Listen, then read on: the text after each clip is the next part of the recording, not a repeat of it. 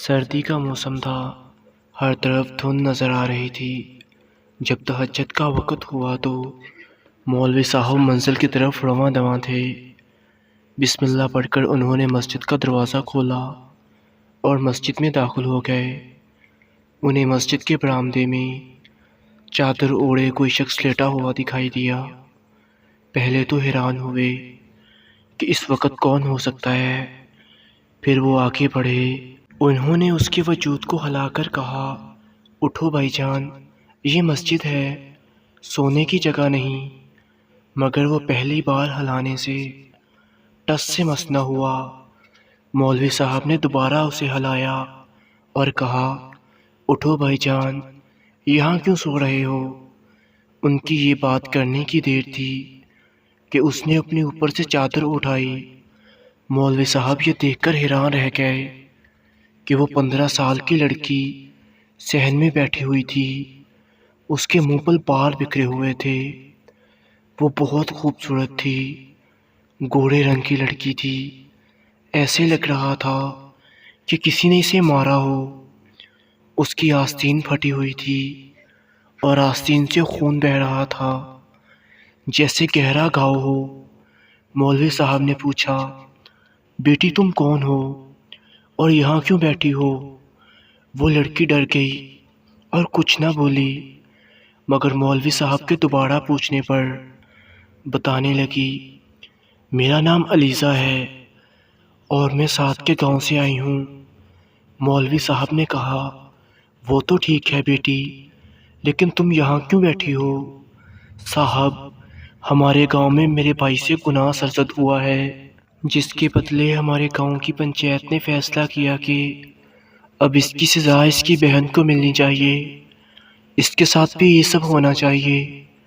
میں یہ سن کر وہاں سے بھاگ آئی اور مسجد میں پناہ لے لی۔ یہ تو اللہ کا گھر ہے، یہاں سے تو کوئی نہیں نکال سکتا مجھے۔ مولوی صاحب لڑکی کی باتیں سن کر سوچ میں پڑ گئے کہ اس طرح اس لڑکی کو یہاں نہیں رکھا جا سکتا۔ مولوی صاحب نے کہا، بیٹی تم خود کو چادر میں لپیٹ لو اور میرے ساتھ چلو۔ لڑکی نے ایسا ہی کیا۔ لڑکی کے پاس ایک چھوٹی سی گٹھڑی بھی تھی، اس نے وہ بھی ساتھ اٹھا لی اور مولوی صاحب کے پیچھے چل پڑی۔ مولوی صاحب اسے اپنے گھر میں لے آئے۔ گھر میں ان کی بیوی اور ایک 20 سال کا بیٹا تھا۔ مولوی صاحب کی بیوی پہلے تو لڑکی کو دیکھ کر پریشان ہو گئی، مگر جب انہوں نے ساری بات بتائی اور کہا کہ اب یہ لڑکی ہمارے ساتھ رہے گی اور تم اسے اپنی بیٹیوں کی طرح رکھو گی، اس نے اپنے شوہر کی ہاں میں ہاں ملا دی، کیونکہ مولوی صاحب کی بیوی نہایت نیک دل عورت تھی۔ مولوی کا بیٹا بھی وہیں موجود تھا۔ اس نے جب لڑکی کو دیکھا تو اس کا دل تیزی سے دھڑکنے لگا۔ اس نے اتنی معصوم لڑکی آج تک نہیں دیکھی تھی، اور ڈری ڈری لڑکی اسے ایسے لگی جیسے آسمان سے پری اتری ہو۔ مولوی صاحب کی بیوی اسے گھر کے خالی کمرے میں لے گئی اور اسے کہا، سامان مجھے دے دو، میں اسے سنبھال کر رکھ دوں۔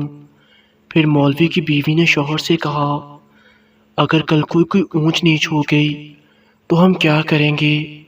ہمارے گھر میں ہمارا جوان بیٹا ہے، اس سے بہتر ہے کہ اس لڑکی کا نکاح علی سے کرا دیں تاکہ بعد میں کوئی مسئلہ نہ بنے۔ مولوی صاحب کو اپنی بیوی کی بات ٹھیک لگی، کیونکہ وہ بچی اتنی معصوم اور پیاری لگ رہی تھی۔ پھر ان دونوں کا نکاح کرا دیا گیا، کیونکہ نکاح ہی وہ ایک رشتہ ہے جس کی وجہ سے وہ اس گھر میں اپنا حق اور دعوے کے ساتھ رہ سکتی تھی۔ تو دوستو، کیسی لگی آپ کو یہ آج کی کہانی؟ اگر آپ کو یہ کہانی اچھی لگی ہے تو برائے مہربانی میرے چینل کو سبسکرائب کریں، ویڈیو کو لائک کریں اور اپنی قیمتی رائے کمنٹ میں ضرور دیجیے گا۔ میں آپ کا بہت مشکور ہوں گا۔ والسلام۔